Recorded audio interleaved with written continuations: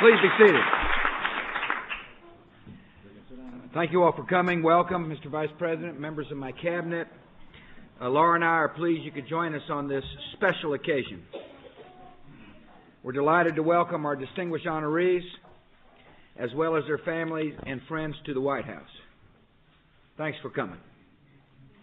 Presidential Medal of Freedom is our nation's highest civil honor. The medal recognizes high achievement in public service, science, the arts, education, athletics, and other fields. Today we honor 10 exceptional individuals who have gained great admiration and respect throughout our country. Norman Y. Mineta personifies the terms public servant and patriot. He served as an Army intelligence officer, the mayor of San Jose, California, 10-term U.S. congressman, and a cabinet member under presidents of both parties. He was my Secretary of Transportation. No Secretary of Transportation ever served longer or confronted greater challenges than Norm Mineta. On September the 11th, 2001, he led the effort to bring thousands of commercial and private aircraft swiftly and safely to the ground. Norm was calm, and he was decisive in a moment of emergency.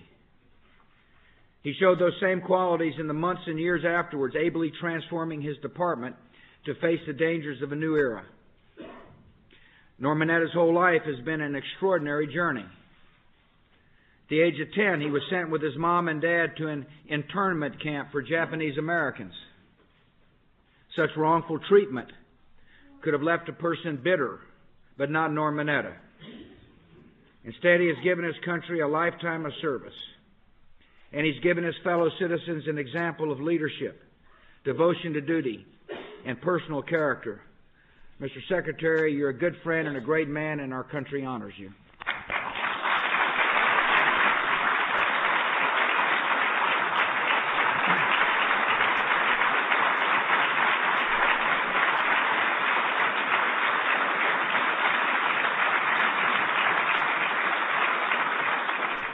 With us today is Warren O'Neill, who will accept the Medal of Freedom on behalf of his brother, John Jordan Buck O'Neill. Buck O'Neill passed away in October after a baseball career spanning more than 7 decades. He joined the Negro League in 1938 as a first baseman for the Kansas City Monarchs. Buck O'Neill won 2 batting titles and played on 9 championship teams. And as a manager, guided the Monarchs to 4 league titles. After finishing his playing career, Buck O'Neill joined the Chicago Cubs as a scout and later as the first African-American coach in the major leagues. He never did slow down. For the rest of his life, he was active in baseball, not just from the stands or the dugout. In July of this year, he took a turn at bat in a minor league all-star game in Kansas City. They wisely pitched around him. He drew a walk at the age of 94 years old. Buck O'Neill is also remembered as one of the game's best historians and ambassadors. He was a driving force behind the Negro League's Baseball Museum. He was proud to have been its chairman. But he once said it never should have been a Negro League. Shouldn't have been. Buck O'Neill lived long enough to see the game of baseball in America change for the better. He's one of the people we can thank for that. Buck O'Neill was a legend, and he was a beautiful human being, and we honor the memory of Buck O'Neill.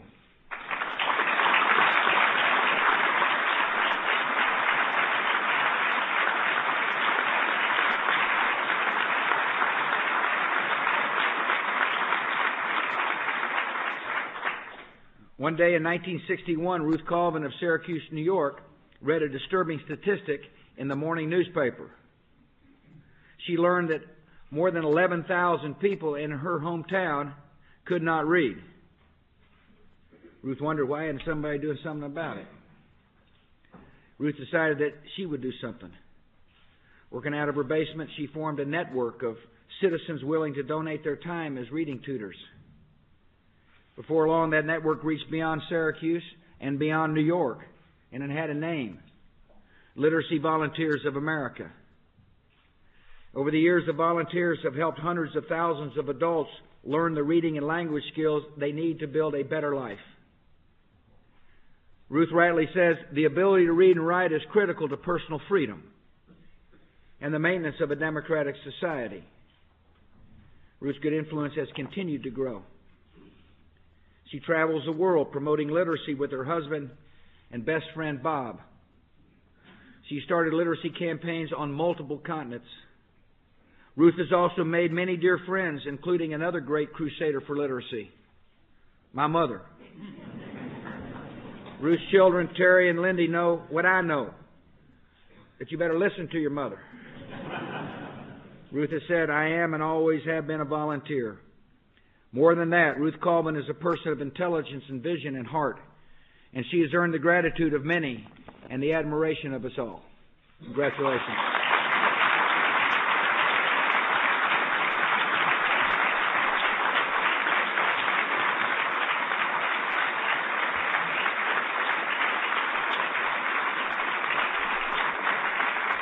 Like Ruth, Dr. Norman C. Francis has dedicated his life to education.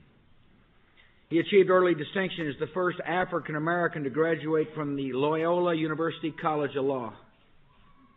In 1968, he became president of his alma mater, Xavier University in New Orleans, and he is today the longest-serving university president in the United States. Dr. Francis is known across Louisiana and throughout our country as a man of deep intellect and compassion and character. He's an Army veteran. He led the United Negro College Fund. He was chairman of the board of the Educational Testing Service. And he holds only 35 honorary degrees. Last year, after Hurricane Katrina did great damage to the Xavier campus, Dr. Francis vowed the university would overcome and reopen its doors by January. And he kept that pledge. Dr. Francis continues to help the people of Southeast Louisiana as the leader of the Louisiana Recovery Authority, as they continue to rebuild from the devastation of the hurricanes. The people of the Pelican State will benefit from the leadership of this good man. And all of us admire the good life and remarkable career of Dr. Norman C. Francis.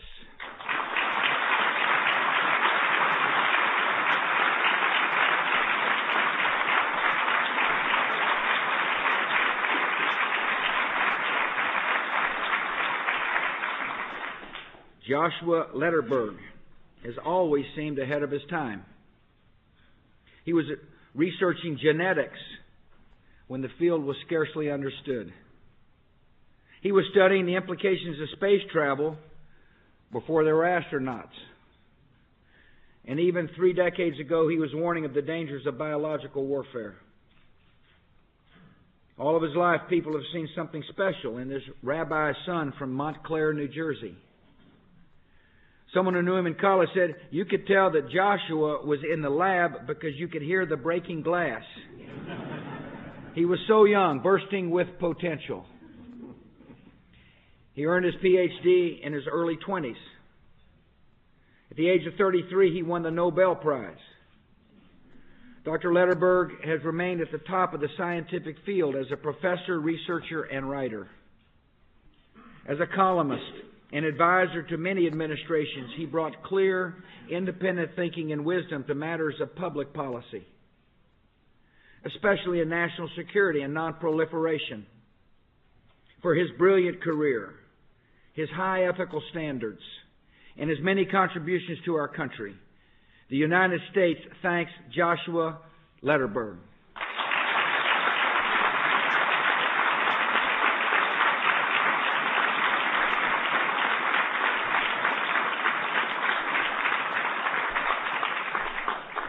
Americans first came to know Natan Sharansky as a voice for freedom inside an empire of tyranny.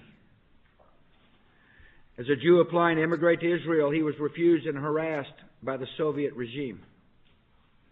Natan Sharansky became a leading dissident, an advocate for human rights, and after a show trial, he was sentenced to a gulag for 10 years.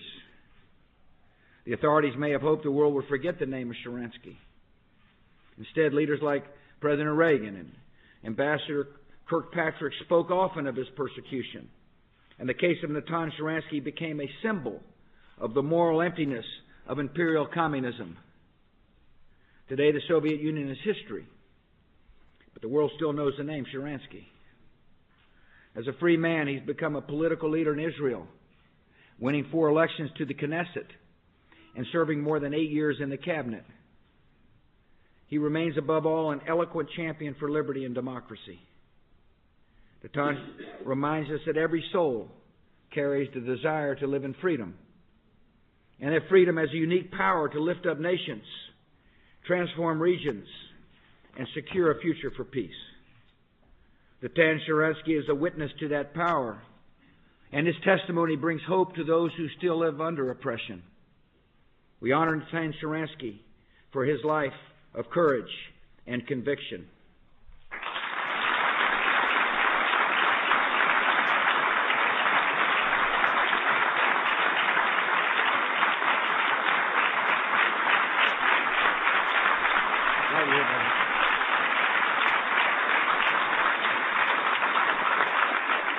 The struggle between freedom and tyranny has defined the past 100 years, and few have written of that struggle with greater skill than Paul Johnson. His book, Modern Times, The World from the 20s to the 80s, is a masterful account of the grievous harm visited on millions by ideologies of power and coercion. In all his writings, Paul Johnson shows great breadth of knowledge and moral clarity, and a deep understanding of the challenges of our time.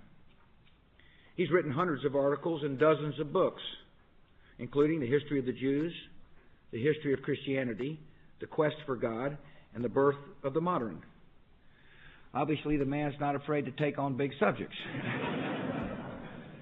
8 years ago, he published A History of the American People, which Dr. Henry Kissinger said was as majestic in scope as the country it celebrates. In the preface, Paul Johnson called Americans the most remarkable people the world has ever seen. He said, "I love them and I salute them."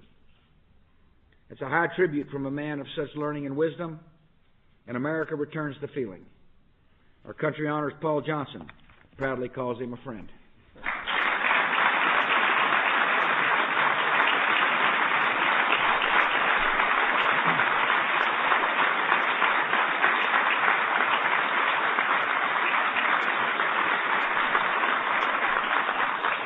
One of America's unique gifts to the world is a music called the blues. And in that music, 2 names are paramount: B.B. King and his guitar Lucille. It has been said that when John Lennon was asked to name his great ambition, he said, to play the guitar like B.B. King.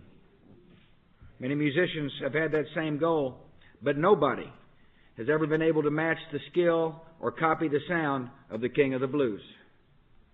He came up the hard way in the Deep South, living alone when he was 9 years old, walking miles to school and picking cotton for 35 cents a day. Barely out of his teens, he made his first trip to Memphis, Tennessee, with his guitar and $2.50 in his pocket. He made his name on Beale Street, and his studio recordings made him a national favorite. B.B. King has sold more than 40 million records. He won 14 Grammys. He has a place in the Hollywood Walk of Fame. He's influenced generations of musicians from blues to rock, and he's performed in venues from roadside nightclubs to Carnegie Hall. He's still touring, and he's still recording, and he's still singing, and he's still playing the blues better than anybody else. In other words, the thrill is not gone. America loves the music of B.B. King, and America loves the man himself. Congratulations.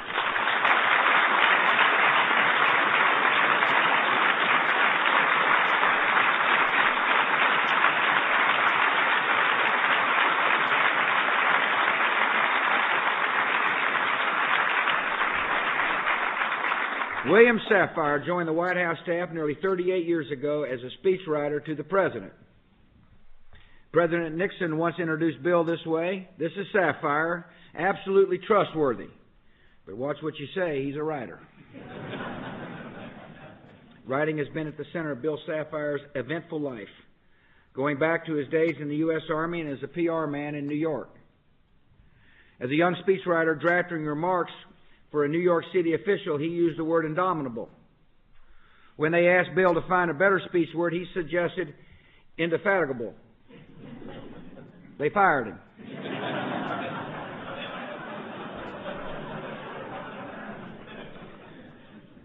We're a little more lenient about speech writing here. From the White House, Bill moved to the New York Times, where he spent more than 30 years as a columnist, who was often skeptical about our government, but never cynical about our country. He always was committed to the cause of human freedom. His wit and style and command of English earned him another spot, his own page in the Times Magazine every Sunday. Bill has said that his on-language column attracts more mail than any of his other work. People write me about my language, too.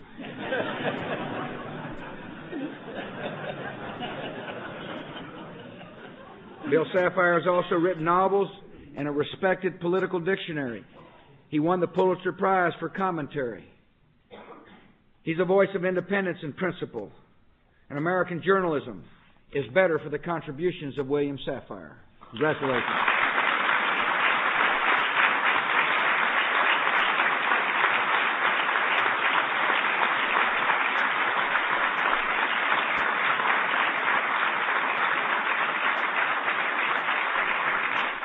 David McCullough has won the Pulitzer Prize twice for Truman and John Adams, two of the most successful biographies ever published. In person and on the printed page, David McCullough shares the lessons of history with enthusiasm and insight. He has written definitive works on the Johnstown flood, the building of the Brooklyn Bridge, and the digging of the Panama Canal. His first book came out nearly 40 years ago. All of his books are still in print. David McCullough is also, for millions of Americans, the voice of history as the narrator of Ken Burns' The Civil War and other films. For those who question the importance of history, David likes to quote Harry Truman, who said, "The only thing new in the world is the history you do not know." David McCullough reminds us that the laws we live by, the freedoms we enjoy, the institutions that we take for granted, are all the work of other people who went before us. He's a passionate man about our responsibility to know America's past and to share it with every new generation. He's fulfilled that duty in his own career with splendid results. This chronicler of other times is one of the eminent Americans of our own time. The nation owes a debt of gratitude to a fine author and a fine man, David McCullough.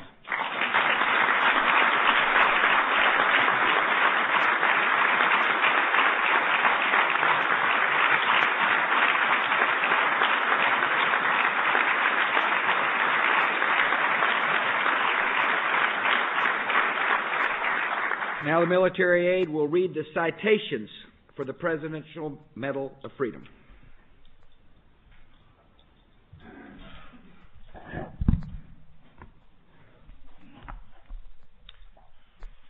Ruth Johnson Colvin.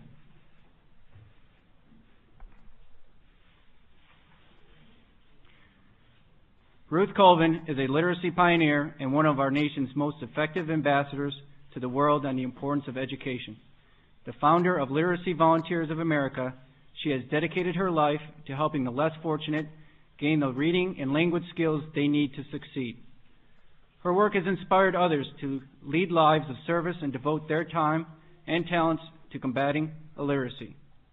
The United States honors Ruth Johnson Colvin for her extraordinary efforts to provide hope and opportunity to people everywhere.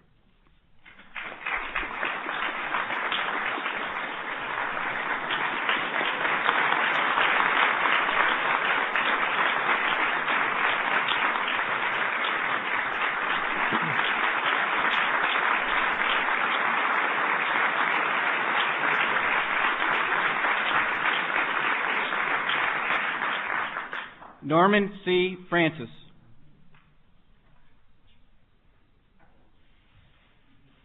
During his nearly 40 years as president of Xavier University of Louisiana, Dr. Norman Francis has demonstrated a steadfast dedication to education, equality, and service to others. Throughout his career, he has led religious, educational, and civil rights organizations and has made significant contributions to the important work of historically black colleges and universities.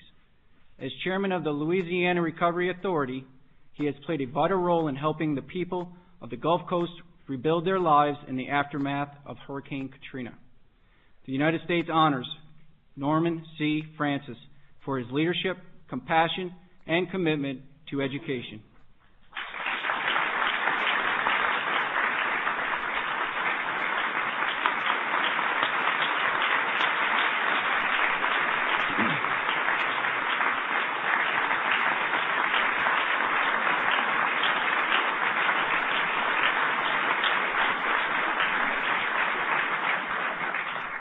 Paul Johnson.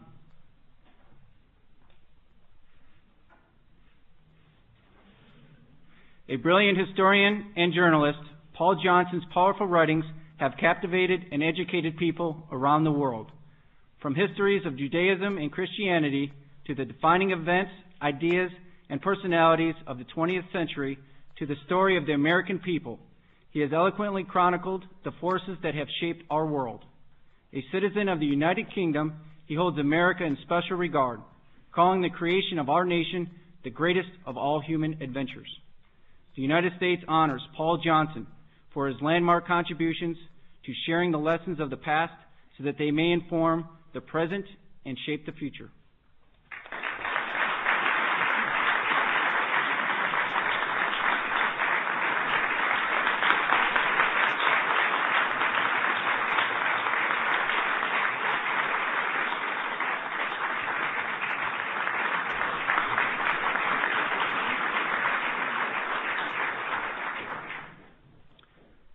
Riley B.B. King.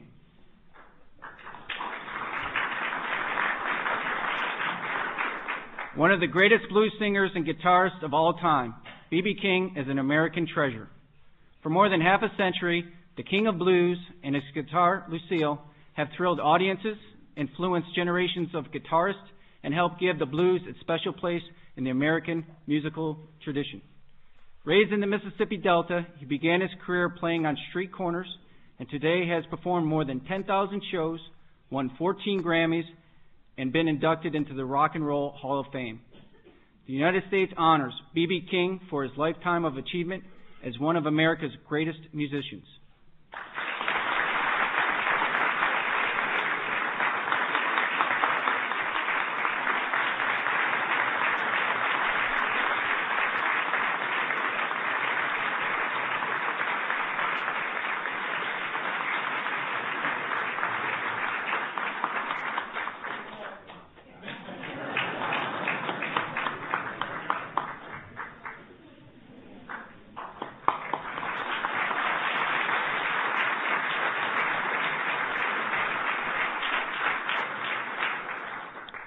Joshua Letterberg.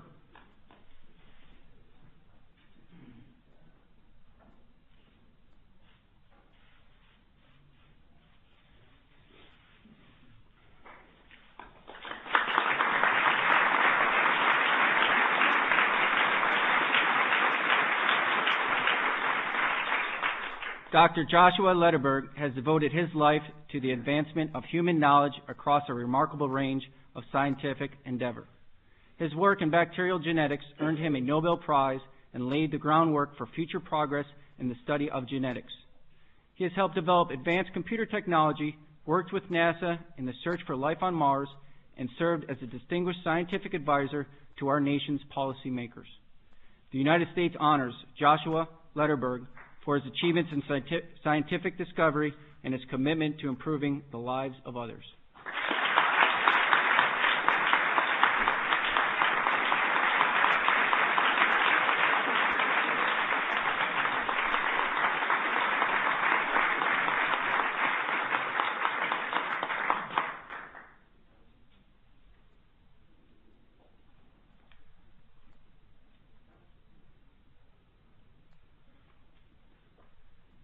David McCullough.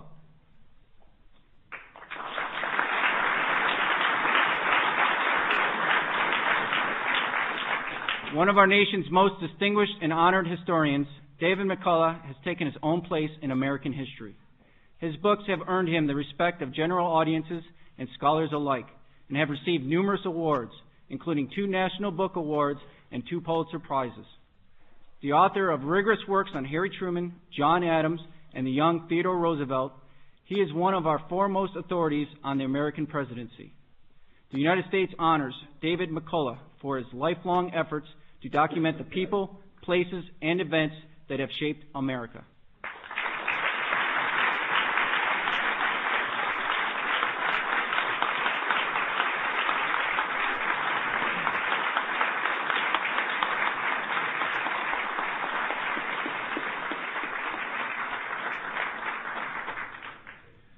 Norman Y. Mineta.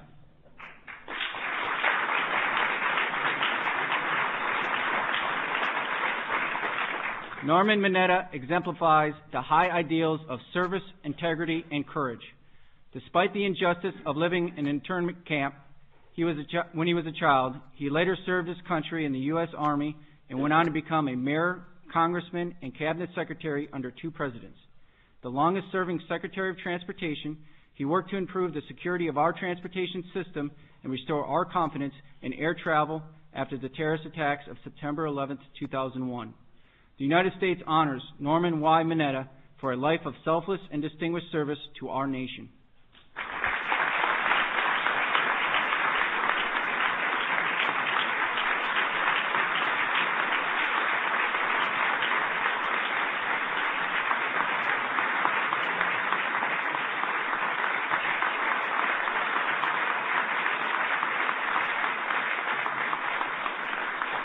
Warren O'Neill, accepting on behalf of John Buck O'Neill.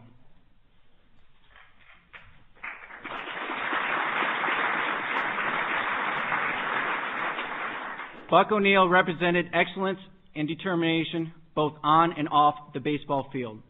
Rising above the injustice of a segregated country and sport, he served his nation in World War II, was a talented player and manager in the Negro Leagues, and was Major League Baseball's first African-American coach.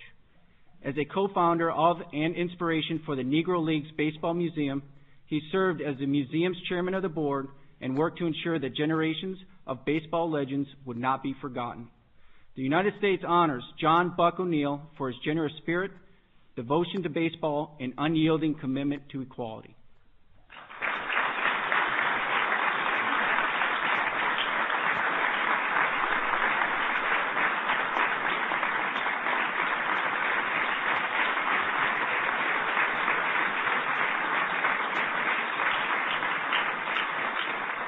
William Sapphire.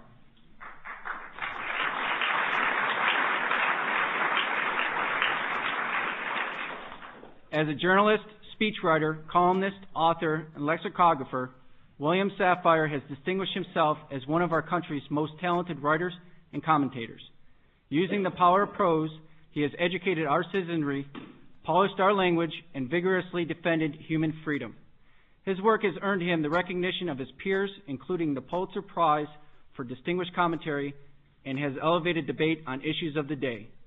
The United States honors William Sapphire for his uncompromising commitment to his craft and to strengthening our democracy.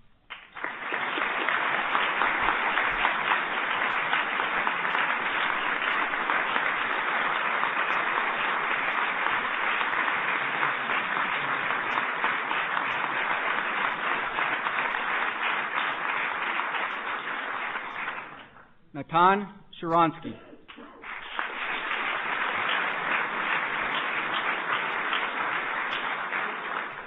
Natan Sharansky's life is a story of good conquering evil and an illustration of the strength of the human spirit. Imprisoned by the Soviet regime for his work to advance religious liberties and human rights, he spent 9 years in the Gulag. Following his immigration to Israel, he served with distinction in that nation's government. He remains a powerful champion of the principles that all people deserve to live in freedom and that the advance of liberty is critical to peace and security around the world. The United States honors Natan Sharansky for his contributions to and sacrifices for the cause of democracy and freedom.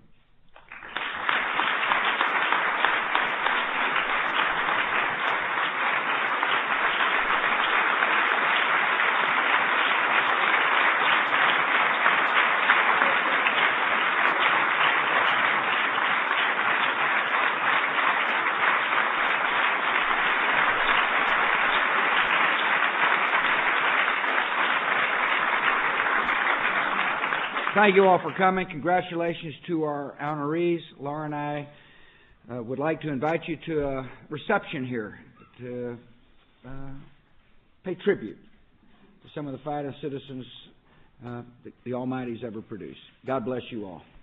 Thank you.